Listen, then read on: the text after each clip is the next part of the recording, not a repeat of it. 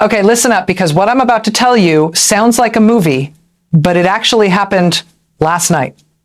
And it's incredible. It's 3:12 inches the morning in eastern Ukraine. It's freezing cold, -1 degrees Fahrenheit. That's the kind of cold where your breath turns to ice instantly. And in that cold, in total darkness, in the middle of a snowstorm, a huge Russian military convoy is driving through a narrow mountain pass. 80 vehicles, tanks, armored trucks, ammunition carriers. They're hauling over 160,000 anti-tank mines. This convoy is worth $210 million. That's serious money, serious weapons. And they have no idea they're driving straight into a trap. Not just any trap, a trap that Ukraine has been planning carefully for almost 4 months. What happens next, over the next 50 minutes in that frozen canyon, is going to completely destroy this entire Russian column. But here's the crazy part.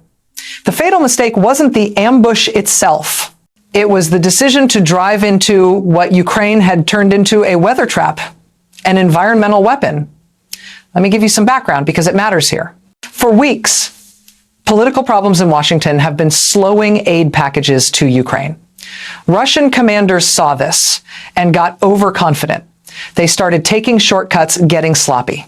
This particular convoy, 80 vehicles, including 42 armored carriers, 18 main battle tanks, and 19 ammunition trucks, they treated this narrow mountain pass like a Sunday drive, like it was just a shortcut. And get this, for 10 out of the last 11 nights, they crossed this exact same path at almost the exact same time. Same route, same schedule, everything the same. Moscow said it was safe and secure. Except Ukrainian intelligence knew every single detail. Stay with me because this is where it gets interesting. Ukraine had special drones, modified surveillance drones with special cold weather batteries. These could work in temperatures down to -22 degrees. And they've been tracking this convoy's schedule for weeks. But they weren't just watching, they were analyzing everything. Computer programs were studying wind speeds, snow patterns, heat signatures. They were building a real-time map of this corridor. They were turning nature itself into a weapon. The stakes were huge. This convoy was carrying $10 million worth of anti-tank mines, a weekly delivery. That's enough explosives to change the tactical situation in a region where Russia has already lost 18,000 soldiers since May, 18,000 casualties. So Ukraine was asking, could they use terrain, timing, and weather as an actual weapon? Could they use the environment to destroy an enemy they couldn't match vehicle for vehicle? At 3:12 a.m., they got their answer. The lead Russian tank passes a trigger point.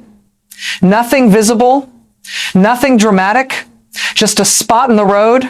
But that moment activates the first phase of Ukraine's plan. 20 Ukrainian drones rise silently from hidden ice pockets carved into the canyon walls. These drones aren't carrying weapons. They're not there to attack. They're the opening move. Each drone is carrying a small heating device set to 125 degrees.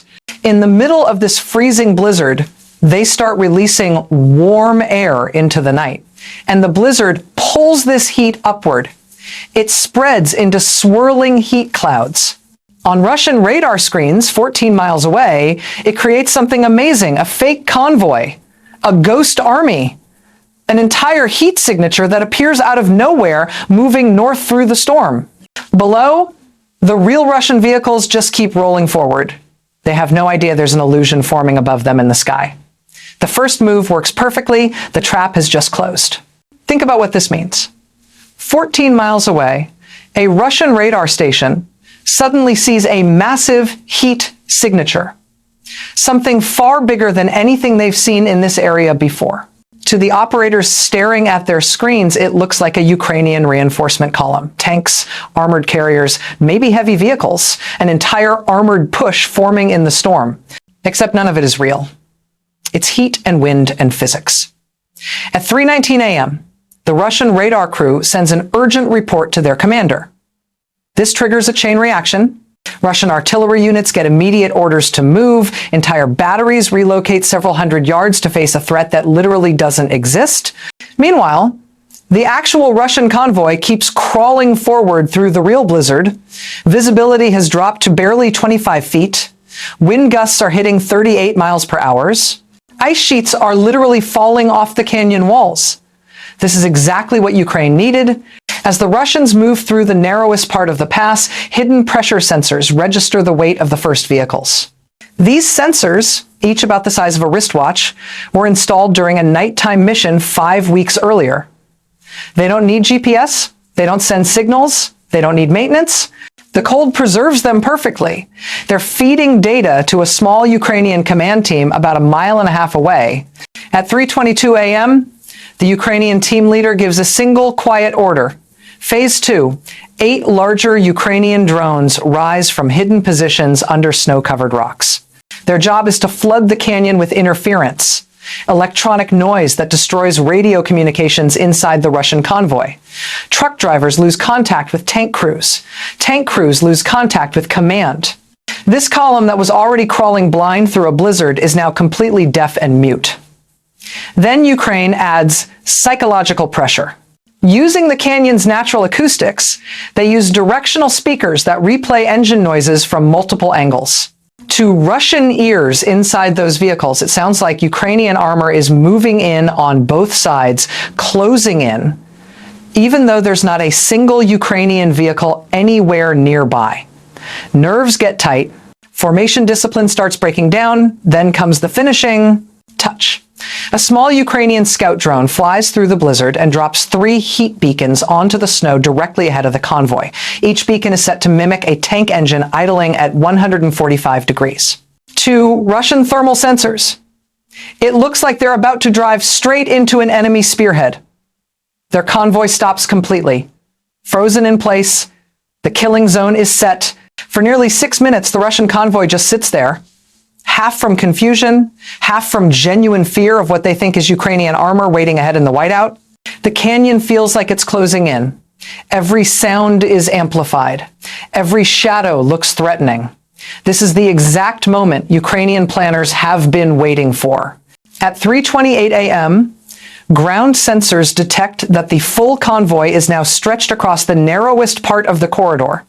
The tanks are bunched too close together. Trucks have closed gaps to avoid losing sight of each other in the storm. 3 drivers have actually stepped out of their vehicles to try to figure out what those heat signatures ahead are. From a tactical perspective, this convoy is now one long, motionless metal target. Ukraine moves to phase 3.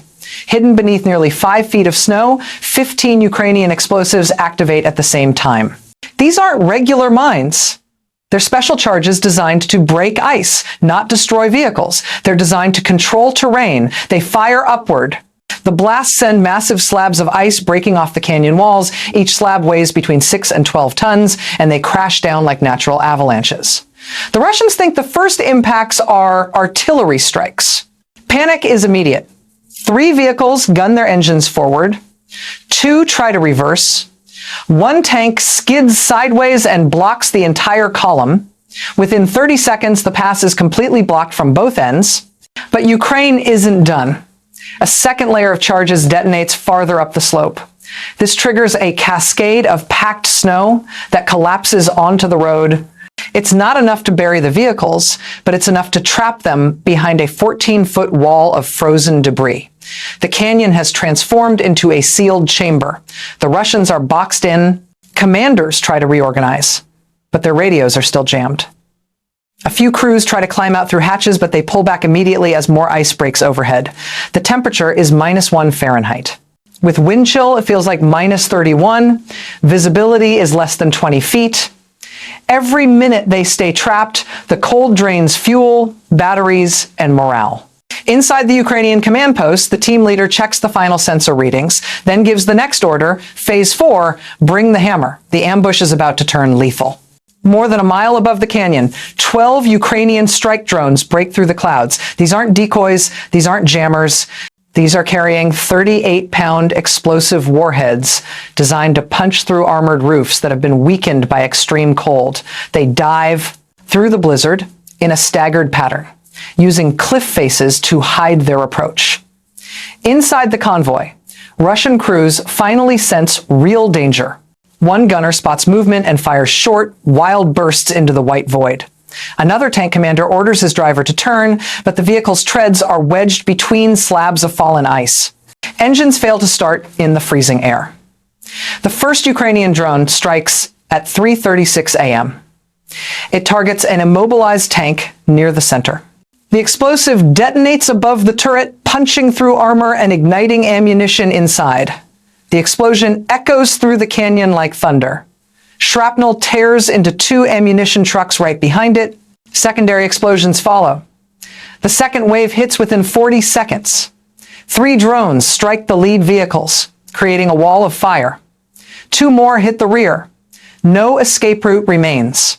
The canyon transforms into a burning furnace under a blizzard sky, fire and snow colliding. The cold makes the destruction worse. Fuel lines crack, hydraulic systems freeze and burst.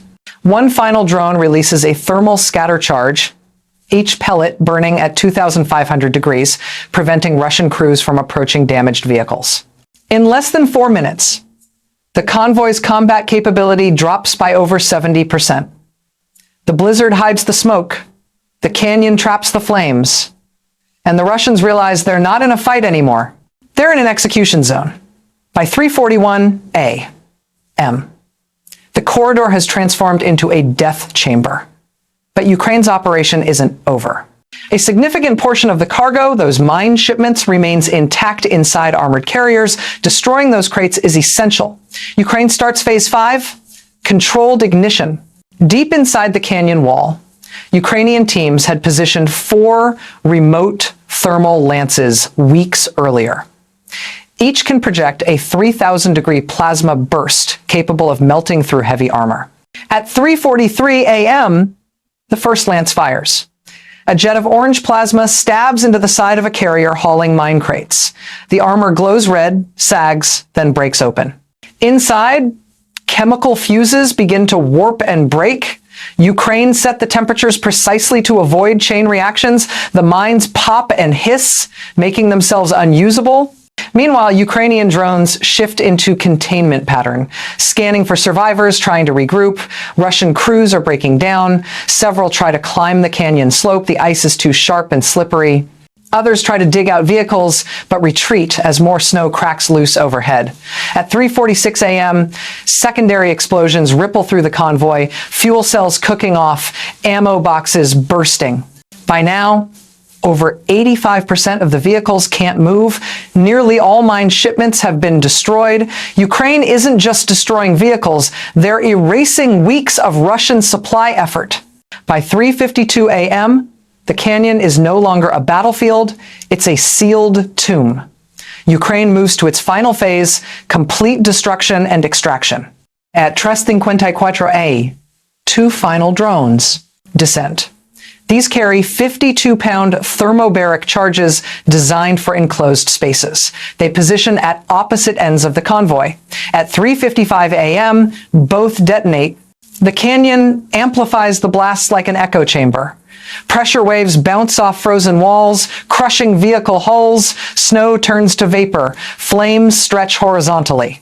Russian survivors are thrown off their feet. When the echoes fade, the corridor falls silent. The blasts haven't just destroyed what remained, they've sterilized the battlefield.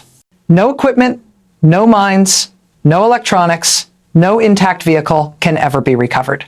At 3:57 a.m., Ukrainian teams prepare to leave. Jammers power down.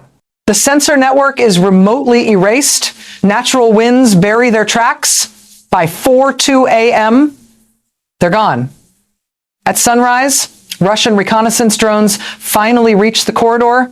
Their footage reveals what analysts describe as a total destruction event. Of 80 vehicles that entered, fewer than 5 are even recognizable.